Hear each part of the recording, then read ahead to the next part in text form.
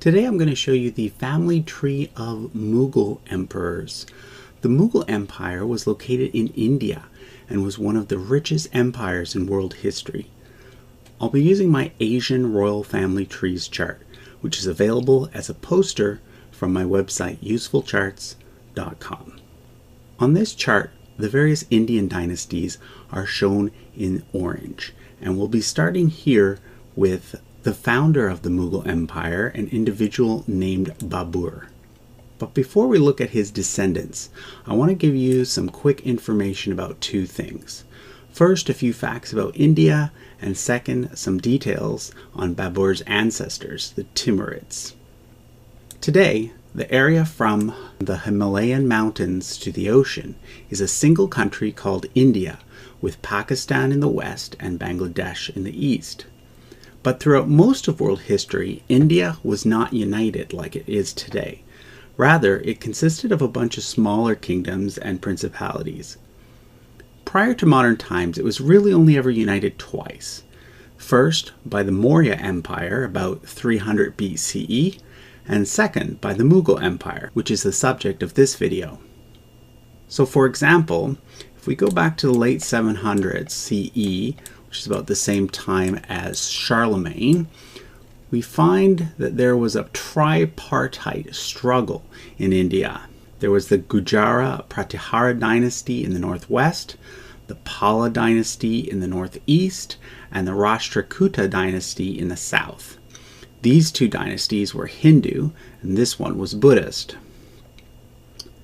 Later, the dominant power in India was the Muslim Delhi Sultanate,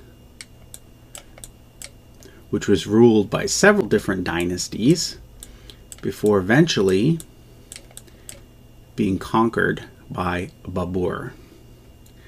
Now, Babur was not originally from India. He was a direct male line descendant of a very famous individual named Timur the Lame, or Tamerlane. He's called the Lame because he had a weak leg. Timur came from an area which is part of Uzbekistan, way up here. He built a large empire that included all of Persia. So although Timur himself had a Turkish-Mongol background, his empire was culturally Persian, and this is why the Mughal Empire was strongly influenced by Persian culture as well. So Babur was a direct descendant of Timur on his father's side. But on his mother's side, he's a descendant from another famous individual. If we follow this line here, we'll see that it leads all the way back to Genghis Khan. So Babur is a descendant of Genghis Khan also through Genghis Khan's second son, Chagatai. And this is why the Europeans called his empire the Mughal Empire, Mughal being based on the word Mongol. So Babur conquered Delhi in 1526. He was followed by his son Humayun, and during the reign of Humayun, the Sur dynasty took control for some time, but Humayun managed to reclaim power, and the empire therefore passed to his son Akbar. Now, Akbar is generally considered to be the greatest of the Mughal emperors. He's sometimes called Akbar the Great, which is silly because the name Akbar itself means great. So he's Great the Great. Anyway, one of the things that made Akbar so great was that he promoted diversity and encouraged Muslims and Hindus to live peacefully side by side. During his reign, art and culture flourished, and the empire also became very rich economically. He was succeeded by his son Jahangir, who continued to expand the empire and whose name means conqueror of the world. But he is perhaps best remembered for his relationships with two particular women. The first woman, Narkali, is the subject of many legends and stories, most of which are probably fictional. According to the legend, she had an illicit affair with Jahangir when Akbar was still emperor, and when Akbar found out, he had her enclosed in a wall where she died. The second woman, who some believe is actually the same woman, is Nur Jahan. She definitely was a real historical person. She was a widow who became one of Jahangir's many wives, and as his favorite, ended up wielding great power behind the scenes. Her daughter married one of Jahangir's sons, and she supported that son in claiming the throne after Jahangir's death. But that attempt failed, and another son, Shah Jahan, became emperor. He was married to a niece of Nur Jahan named Mumtaz Mahal. Shah Jahan built the famous Taj Mahal as her burial place, and he himself is buried there as well. He was followed by his son Aurangzeb. Under Aurangzeb, the Mughal Empire reached its largest size, both in terms of land area and economic power. He reigned at the same time as Louis XIV in France, but was 10 times richer. But during the reign of Aurangzeb, the stage was set for the Mughal Empire's decline. He was notably less tolerant than the previous emperors, and this led to internal conflicts. His death was followed by 7 emperors within 7 years. The first was Azum Shah, son of Aurangzeb and a member of the Persian royal family. He built a tomb for his mother that looks very similar to the Taj Mahal. He was quickly succeeded by his brother, Bahadur Shah I. Bahadur Shah I was succeeded by his son and then several grandsons.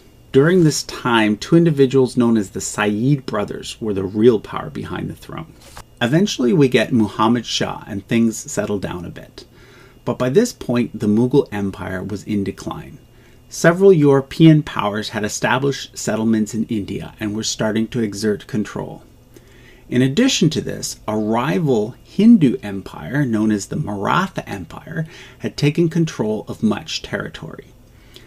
After Muhammad Shah, the throne passed to his son, but then over to a different branch of the family.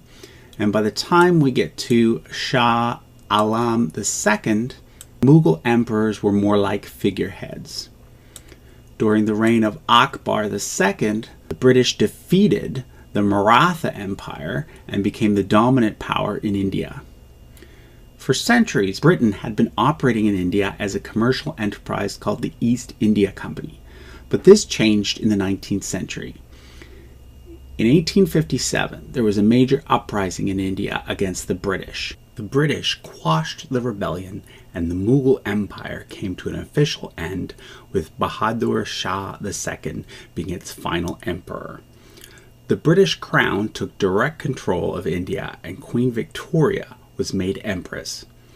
This period of history is known as the British Raj, which means British rule. The British rule continued all the way to 1947, shortly after World War II. Queen Elizabeth's father was the last emperor of India. In 1947, India was partitioned into India and Pakistan. India officially became a republic in 1950, and Pakistan officially became a republic in 1956. This means that Queen Elizabeth was actually Queen of Pakistan for a short period. Now, before we end things, let's look at the question of who would be the Mughal Emperor of India if we were to trace the Mughal line down to today. Up until 1975, the answer was this man, Khurshid Jah Bahadur. When he died, his eldest son became heir. His name is Javad Jah Bahadur, but I wasn't able to find a photo of him. Javad does have children and grandchildren, so it looks as though the dynasty will continue for a while yet, although obviously no longer ruling. That concludes our look at the family tree of Mughal emperors. In the coming weeks and months, I'll be doing videos on the Chinese emperors as well as the Japanese emperors using this same chart. If you'd like to buy the poster version, it's available at usefulcharts.com.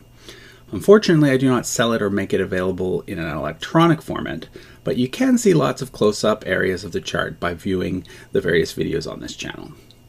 Thanks for watching.